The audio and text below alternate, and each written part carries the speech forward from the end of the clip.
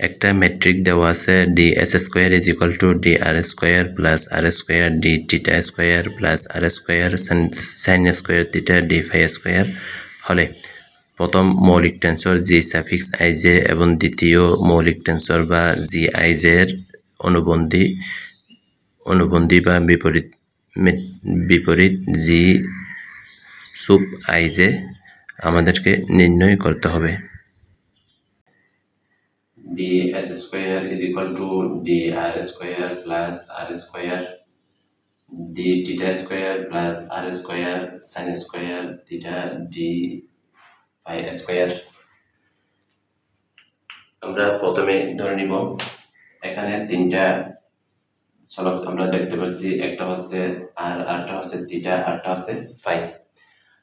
প্রথমে আমরা ধরে নিই x1 is equal to r, x square is equal to theta এবং x cube is equal to phi। আমাদের সুবিধার জন্য আমরা এগুলো ধরে নিলাম। আমরা জানি দ্বিমাত্রিক জগতের metric ds square is equal to g suffix ij g dxi dxj, যেখানে I is equal to j is equal to 1 2 3। এখন আমরা এটাকে যদি এক্সপানশন করি 1 2 3 পর্যন্ত, তার আগে আমরা বলে রাখি জি আই জে একটি প্রতিসম, অর্থাৎ G I J is equal to G J I. যখনই আমরা জি আই জি 1 2 জি 1 3 জি 2 3 পাবো,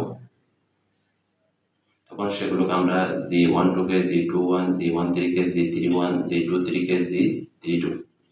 তাহলে আমরা যদি জি 1 2 এর পরিবর্তে জি 2 1 বসাই, একটা টার্ম পেলাম 1 2, আরটা পেলাম 2 1, এটাকে আমরা 1 2 বসাতে পারি।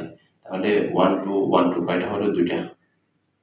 একইভাবে জি 1 3 হবে দুইটা আমাদের, একইভাবে জি 2 3 হবে আমাদের দুইটা।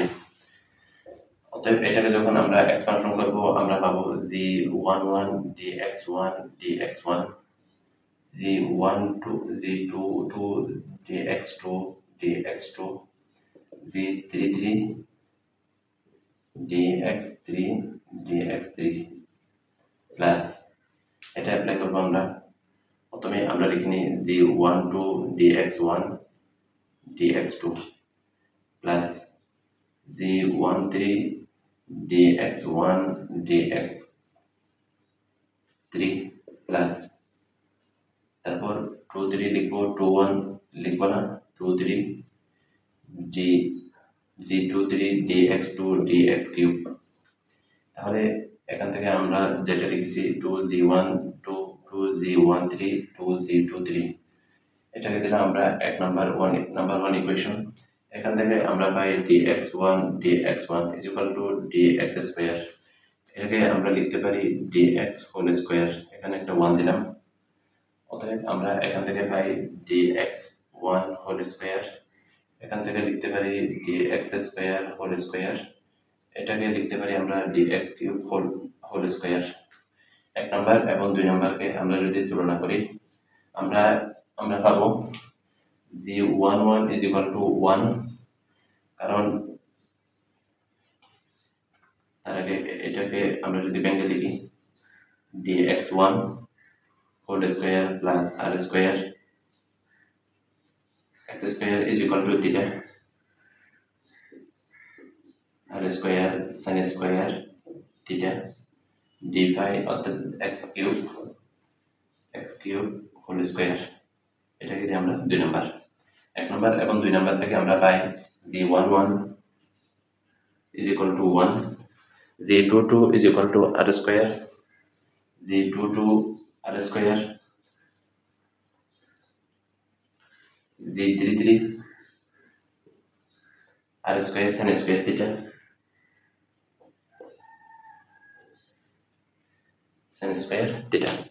এরপর আমাদের আর কিছু নাই, তাহলে বাকিগুলো হবে আমাদের শূন্য, অর্থাৎ জি 1 2 জি 2 1 is equal to 0, G 3 1 G 3 2 G 3 1 G 1 3 is equal to 0, G 2 3 is equal to G 3 2 is equal to 0। এখন আমরা প্রথম মৌলিক tensor G suffix I J আমরা নির্ণয় করব। প্রথম মৌলিক tensor G suffix I J কে আমরা মেট্রিক আকারে লিখব। G suffix I J is equal to G11, G12, G13, G21, G22, G23, G31, G32, G33 metric আকারে লিখলাম। এখন আমরা মানগুলো বসিয়ে দেব। আমরা যদি মান বসাই G1 এর মান 1, G11 এর 1, বাকিগুলো 0, G12, G13, 12, 13 0, G21 0, G22 r square, G31 0, G32 0, এটা হবে r square sin square theta. যদি আমাদের কোনো একটা ম্যাট্রিকের কর্নারের উপাদান ব্যতীত ওই কর্নারের রো এবং সারি যদি আমাদের শূন্য হয় তাহলে কর্নারের উপাদান আগে নিয়ে আসবো, তারপর কর্নারের ঠিক নিচের উপাদানগুলো এগুলো আমরা নিয়ে একটা ডিটারমিনেন্ট বা নির্ণয় গঠন করব। r square 0, 0 r square sin square theta. অতএব আমরা পাই r to the power 4 sin square theta. I J নির্ণয় করব। G I J is equal to G suffix I J এর সহগুণক ডিভাইডেড বাই জি। এই জিটা হচ্ছে determinant, G is equal to determinant of G suffix I J, অর্থাৎ জি আইজে এটা যদি আমরা নির্ণয় করি 1 0 0 0 r square 0 0 0 r square sin square theta, এখান থেকে আমরা পাবো r to the power 4 sin square theta. অতএব এটাকে লেখা হয় এভাবে, capital letter G suffix I J divided by G. এই জিটা নির্ণয় করার জন্য আমরা এখান থেকে আসব, এখান থেকে আমরা যেটা নির্ণয় করব plus minus plus minus plus minus plus minus plus, অর্থাৎ এটাকে আমরা লিখতে পারি এভাবে -1 to the power i plus J G suffix I J divide by G. এখন আমরা একটা একটা নির্ণয় করি। G11 is equal to 1 divided by G11, 1 divided by G এর মান আমরা জানি r to the power 4 sin square theta, r to the power 4 sin square theta. এখান থেকে এটা নিব, তাহলে এই দুটো আসবে আমাদের r square 0 0 r square sin square theta, এখানে আমরা পাবো 1। এখন আমরা G22 নির্ণয় করব।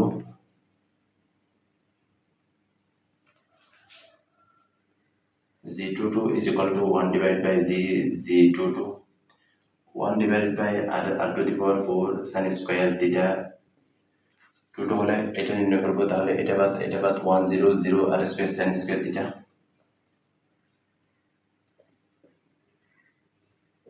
এখান থেকে আমরা পাই এটার সাথে এটা গুণ করব, তাহলে sin square theta চলে যাবে 1 divided by r square।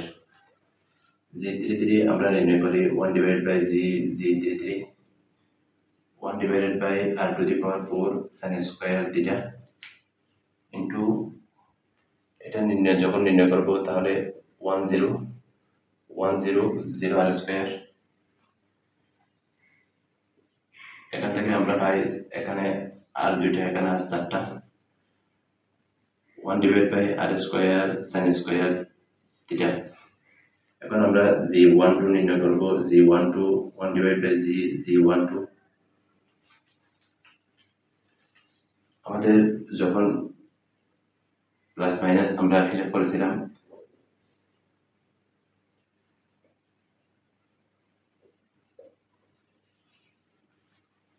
G11 plus G22 plus G33 plus G12 minus, অতএব এটার একটা মাইনাস সিম্বল দিলাম,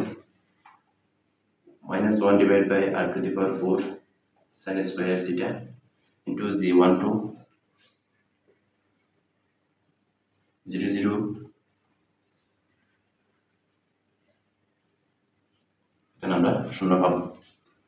এটা ইজ ইকুয়াল টু g21 যেহেতু আমরা জানি gij is equal two gji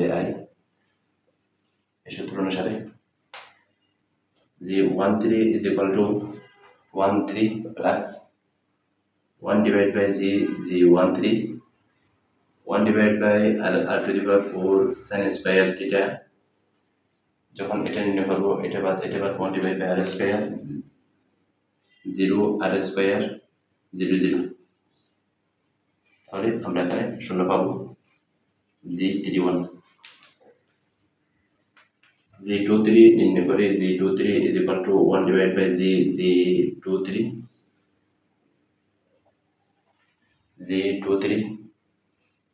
minus একটা মাইনাস সিম্বল দিলাম -1 divided by r to the power 4 sin square theta g23 এটা বাদ 1 0 0 0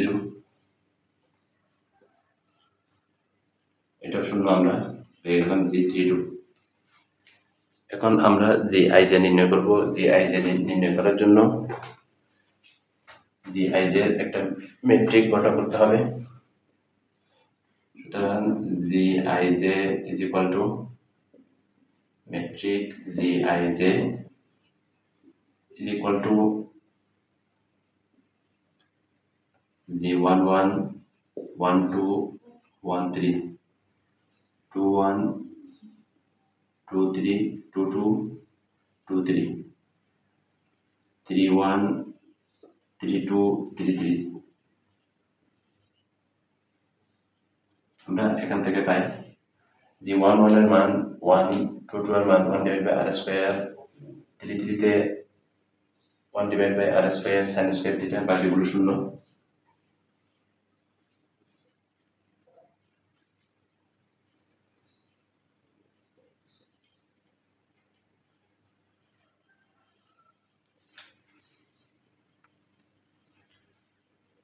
এটা মেট্রিক হবে মেট্রিক সিম্বল দিয়ে দিলাম এভাবে আমরা প্রথম মৌলিক টেন্সর এবং দ্বিতীয় মৌলিক টেন্সর নির্ণয় করতে পারি